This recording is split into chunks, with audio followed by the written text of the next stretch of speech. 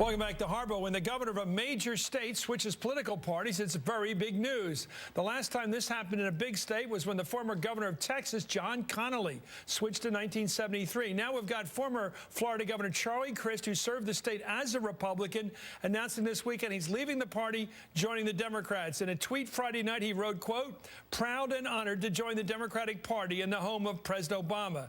He was accompanied by this picture of him taken at the White House with his voter registration form. I'm joined right now by former Florida Republican Governor, Democrat Charlie Crist.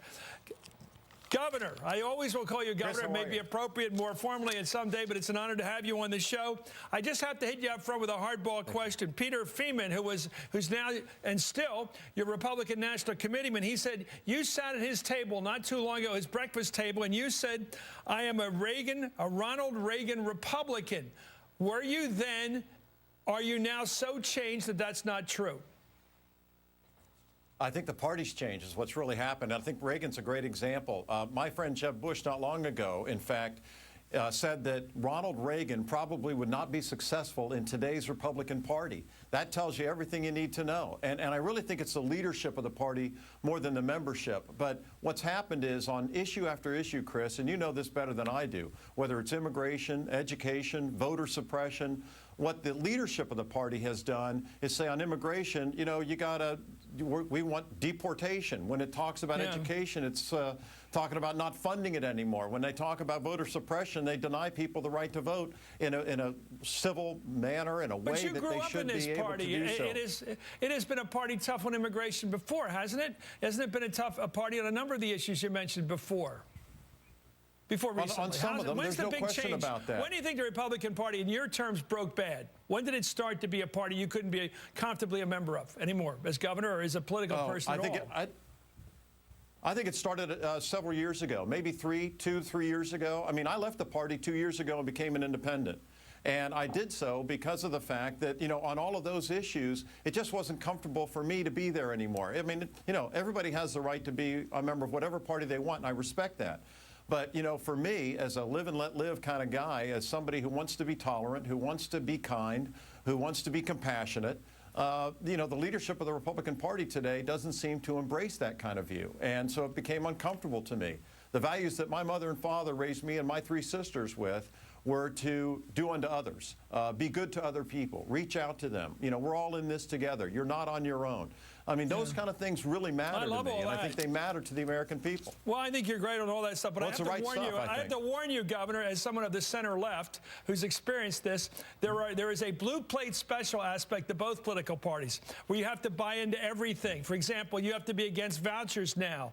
Do you know that? Under the Democratic Party, you must be totally for the public school teachers unions. That's the deal. Are you comfortable with that? Both parties have their demands. I'm fine with that. You're fine with it. How about the issue? I understand. Are you for any kind of enforcement on immigration? Any kind of enforcement? Because I never heard a Democrat talk about it. Are you comfortable with that kind of thing? Actually, law, you have to have a work permit, something like that might be not too comfortable to people on the hard left.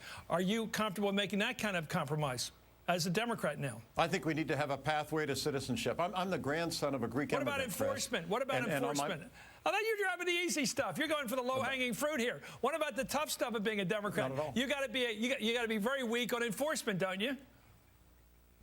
I don't know if you have to or not. I think you have to do. Each individual has to do what they want in their heart and what they believe is right. And that's what I'm going to do. Whatever the issue might be, I'm going to be guided by common sense and my heart and my upbringing and what I think is fair and right for all people. But you're going to accept the Democratic Party's sort of mainstream arguments, right? All of them. Yes. Yeah. Sure. Well, that's quite a switch to go from being a Republican who's upset and wants to be an independent, and now you're saying, I'm willing not to be an independent. I'm willing to be a Democrat because I think the Democratic Party is where I am much more comfortable than I was as a Republican or even an independent. I really do. I mean, I went to Monticello last week and had the opportunity to see Jefferson's home. You know, this guy who talked about trying to look out for each other, trying to look out for people, trying to do what was right. And you know, he's a great leader and a great man. And there's a great book on it that John Meacham just wrote. Yeah, I know. And I just enjoyed reading your book on JFK, as a matter of fact. Well, welcome aboard, I suppose, to the center left. Let me ask you about your potential here. I do think you were a very popular governor. And if you'd stayed, I think I talked to your lieutenant governor on an airplane a while back, and he said if you'd stayed there, you'd still be there. So did you like that job in Tallahassee as governor of Florida? Oh, it's a great job. Absolutely. You know, I talked to Bob Graham about it, and, you know, he said, Charlie, when you're governor of the state, it's like being the quarterback of the football team. You have the opportunity to call a lot more plays than you do when you're serving in the U.S. Senate. You're more of a spectator of what's going on. Where was he when you needed him? He got it right. Where was he when you needed advice years ago? He's right there. Because if he had advised you to do that, you'd still be governor. Yeah, well, maybe so. I had the wonderful opportunity, and my wife did, to have dinner with Governor Graham and Adele, and they are lovely people, and he is a great Floridian and a great friend. If you had to advise somebody young deciding on which political party, what would be your main knocks against the Republican Party 2012, right now? Well, I just don't think they're very tolerant anymore and not very compassionate, at least the leadership. And I make that distinction because my mom and dad are very compassionate people, and they're still Republicans. They're moderate Republicans, and I love them to death. But I think the leadership of the party really has sort of lost its way. I mean, you know, I was proud to be a Republican when I was, because it was the party of Abraham Lincoln, the great emancipator. It was the party of Teddy Roosevelt, who founded and set up our national park system and cared about the environment. Those things are important to me, especially as a Floridian. And so when the party started moving away from those kinds of things and, you know, taking away the Sunday before Election Day for people to go vote, as you know, in the African-American community, there's a great tradition after church to go and vote, where the states that have early voting. And to take that away, it just seemed like to me that there was real suppression going on. It wasn't a tolerant party. It wasn't doing what was right for the environment or public education. I'm a public school kid. You know, my dad was on the school board when I was a kid. I have three sisters. Two have been public school teachers here in Florida. So, you know, I have a heart for that kind of thing, and it means an awful lot to me. People had told me for a long time, Chris, Charlie, you've really been a Democrat. You just didn't know it. I mean, these are people that I went to college with and went to law school with.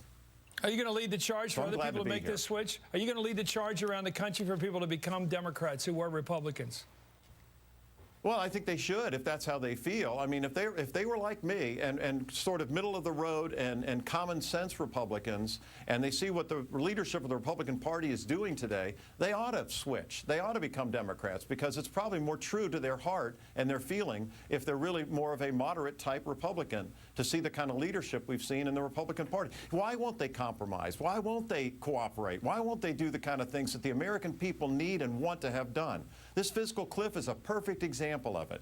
And I think we're starting to see a little movement. I'm pleased to see that happening. I'm glad that Speaker Boehner met with the president yesterday. That's a positive step. And I'm an optimist, so I hope that that continues.